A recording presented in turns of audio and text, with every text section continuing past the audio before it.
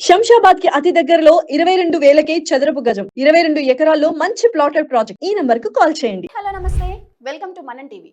దివ్యాంగుల కోసం కేంద్ర ప్రభుత్వం కీలక నిర్ణయం తీసుకుంది. General pool residential academy category కింద ప్రభుత్వ ఇల్లు కేటాయింపులో దివ్యాంగులకు ప్రాధాన్యం కల్పించింది. ఇకపై మొత్తం మంజూరైన ఇళ్లలో 4% దివ్యాంగులకు రిజర్వేషన్ చేయనున్నట్లు తెలిపింది. ఈ మేరకు కేంద్ర గృహ నిర్మాణం, పట్టణ వ్యవహారాల మంత్రిత్వ శాఖ కింద పనిచేసే ఎస్టేట్స్ డైరెక్టరేట్ ఉత్తర్వులను విడుదల చేసింది.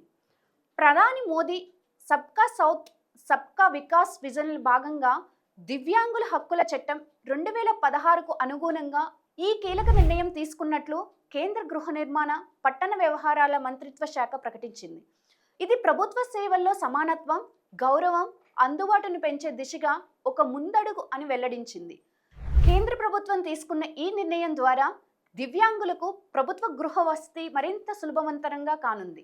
దివ్యాంగులు ఇల్లు పొందేందుకు తప్పనిసరిగా కేంద్ర ప్రభుత్వం జారీ చేసిన యూనిక్ డిజేబిలిటీ ఐడి సర్టిఫికెట్ ఉండాలి. ఈ కోటా కింద ఇల్లు కోరుకునే దివ్యాంగులు ప్రతి నెల ఈ సంపద వెబ్సైట్లో దరఖాస్తు చేసుకోవాలి.